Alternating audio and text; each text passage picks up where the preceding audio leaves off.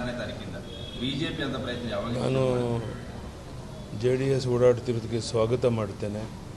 ಈಗ BJP JDS ಬೇರೆ ಅಲ್ಲ, ನಾವೆಲ್ಲ ಒಟ್ಟಾಗಿ ಒಂದಾಗಿರುವಂಥದ್ದರಿಂದ ಈಗಾಗಲೇ 100 ಬಾರಿ ಮಾಜಿ ಪ್ರಧಾನಿ ದೇವೇಗೌಡರ ಬಗ್ಗೆ ಸ್ಪಷ್ಟ ಹೇಳಿರುವಂಥ ಪ್ರಧಾನಿ ನರೇಂದ್ರ ಮೋದಿಯವರಿಗೂ ಅವ್ರಿಗಿರುವಂಥ ನಂಬಿಕೆ ವಿಶ್ವಾಸದ ಬಗ್ಗೆ ಅವರಿಗಾಗಲೇ ವ್ಯಕ್ತಪಡಿಸಿದ್ದಾರೆ.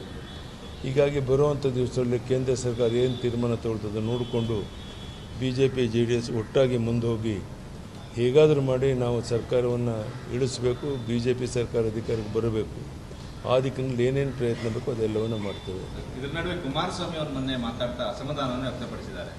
ರಾಜ್ಯದ 16ನೇ ತಾರೀಕಿಂದ ಬಿಜೆಪಿ ಅಂತ ಪ್ರಯತ್ನ ಯಾವಾಗ? ನಾನು JDS ಓಡಾಡ್ತಿರೋದಕ್ಕೆ ಸ್ವಾಗತ ಮಾಡ್ತೇನೆ.